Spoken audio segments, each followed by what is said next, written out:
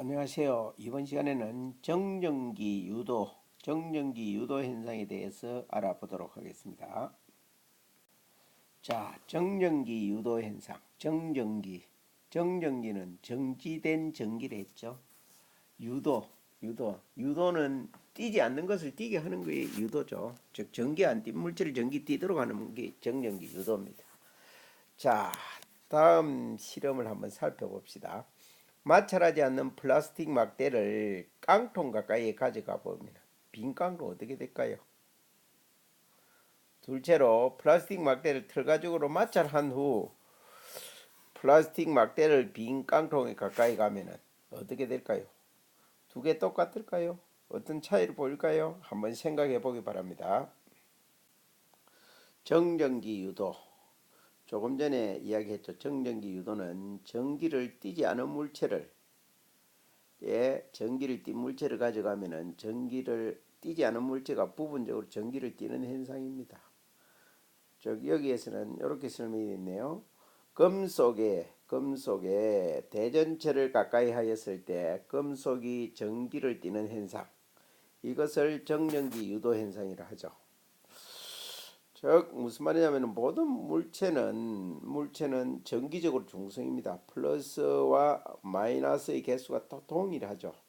그런데 여기에 음전하로 대전된 대전체를 가져가면은 여기에 양전기로 부분적으로 대전이 되고 반대쪽에는 음전하로 대전이 되는 현상, 이런 현상이 바로 정전기 유도 현상입니다. 자, 옆에 그림 보면은 양전하로 대전된 물체를 가져가면 여기에는 음전하로 대전이 되겠죠. 반대편에는 양전하로 대전이 됩니다. 즉 이런 현상은 왜 나타나느냐? 자유전자 때문에 나타나죠. 자유롭게 이동할 수 있는 전자 때문에 나타나죠. 금속 내부에 자유전자가 많이 가지고 있다 보니까 대전체가 다가오면 이 자유전자가 이동을 하게 됩니다. 이런 현상에 의해서 정전기 유도 현상이 나타납니다. 자, 정전기 유도 현상이 나타나면은 대전체와 가까운 쪽은 아까 앞에서 봤듯이 대전체와 다른 전하를 띠게 되고 먼 쪽은 같은 전하를 띠게 됩니다. 즉 대전체가 여기에 가져오니까 플러스 전하를 가진 가까운 쪽은 마이너스 전하 땡겨오겠죠. 반면에 양전하는 먼 곳으로 갑니다. 먼 곳으로. 전하의 분포는 대전체와 다른 전하가 당연히 더 많죠. 다른 전하가 여기에 그림상으로는 음전하만 그리지만 양전하도 있습니다. 그렇지만 여기에는 음전하가 더 많은 거죠. 그리고 먼 쪽은 다른 전하가 더 많이 있는 거죠. 전자는 전자가 끌려오거나 먼 곳으로 이동합니다. 전자가 이동하는 거죠. 양전기를 띤 원자 핵은 이동하지 않고 전자가 이동하기 때문에 상대적으로 여기가 음전하, 양전하, 또 이런 양전하, 음전하 이렇게 나타나는 거죠. 검전기는 검이 바로 뭡니까? 검사한다는 거죠. 전기를 띠는가 안 띠는가 검사하는 기구입니다. 정전기 유도 현상을 이용해서 물체의 대전되었는지 안 되는지 알아보는 기구죠. 대표적으로 뭐 이렇게 생겼습니다. 우리 아마 학교에 이런 실험기구 있겠죠. 없으면 비슷하게 우리가 만들어 볼 수도 있습니다. 시간만 허락하면은 만들어 볼 수도 있는데, 자, 위에는 이제 금속판을 씁니다. 다음은 아래에는 이제 유리병을 쓰고 속에는 금속 막대를 쭉 해서 마지막에 금속박, 알루미늄 호일을 써도 되죠. 금속박을 씁니다. 전자의 이동을 쉽게 하기 위해서 바깥쪽 이렇게 전자가 이동할 수 있는 곳은, 이동해야 되는 곳은 전류가 잘 흐르는 도체를 주로 쓰는 거죠. 그 바깥쪽 테두리는 부도체를 써야 전자의 흐름이 요 도체인 부분으로 흘러가겠죠.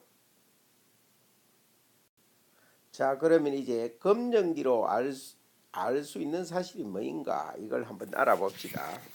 검전기는 어떤 물체를 가져왔을 때 금속박이 벌어지면은 대전체입니다. 대전체. 금속박의 움직임이 없으면은 대전되지 않은 거죠. 자, 여기 한번 보면은 자, 금속박은 아래로 중력에 의해서 아래로 쳐져 있죠. 이때 대전되지 않은 물체를 옆에 가져가면은 아무런 변화가 없습니다. 그 대전되지 않은 물체는. 근데 대전체를 음전하로 띈 대전체나 양전하로 띈 대전체를 가져가면은 여기 아래쪽이 금속박이 벌어집니다. 무조건 벌어지죠.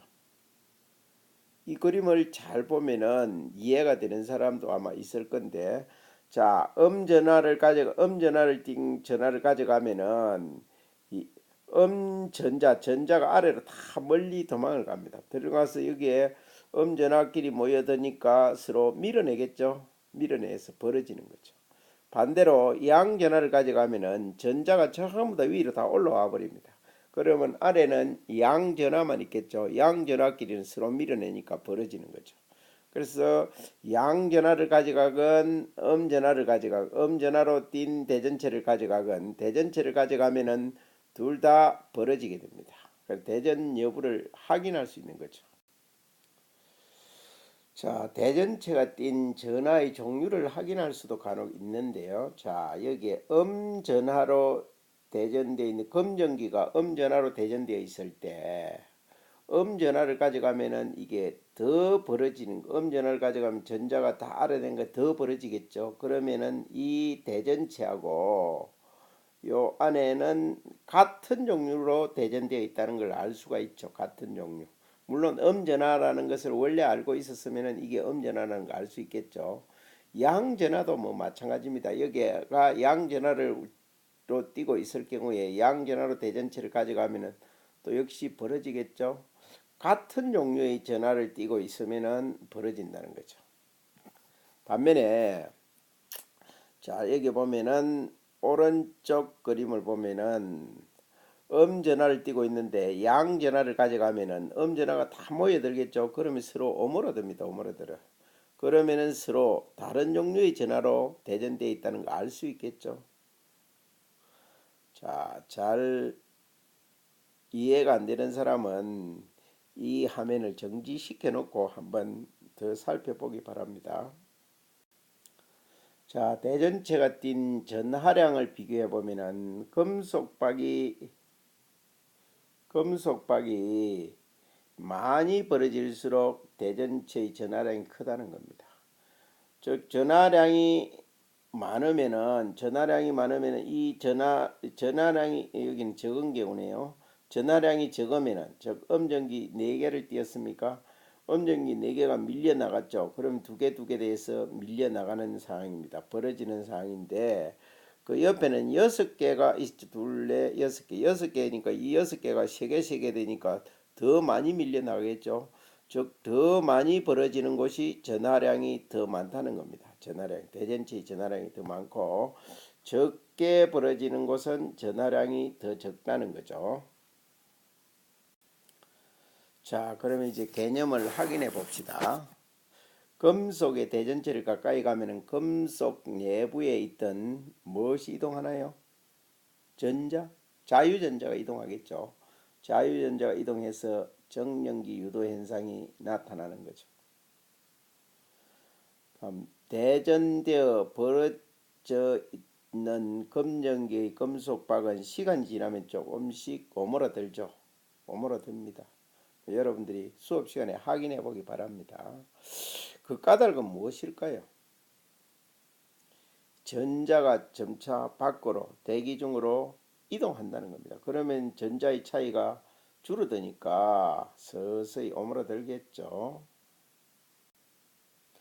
자, 우리가 수업 제일 앞에서 제시되었던 문제가 있는데, 자, 마찰하지 않는 플라스틱 막대를 깡통에 가까이 가져가면 어떻게 되는가? 변화가 없습니다. 그냥 이동하지 않는 거죠. 그대로 있는 거죠. 반면에 플라스틱 막대를 틀가죽으로 마찰한 후에는 플라스틱 막대를 빈 깡통에 가져가면 어떻게 되느냐? 이때 정전기 유도 현상에 의해서 깡통이 전하를 띠게 됩니다. 전하를 띠게 돼서 끌려온다는 거죠. 끌려온다.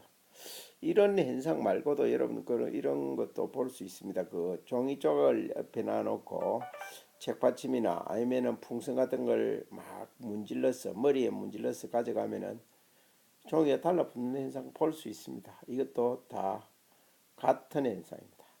자, 오늘 여기까지 공부하도록 하겠습니다.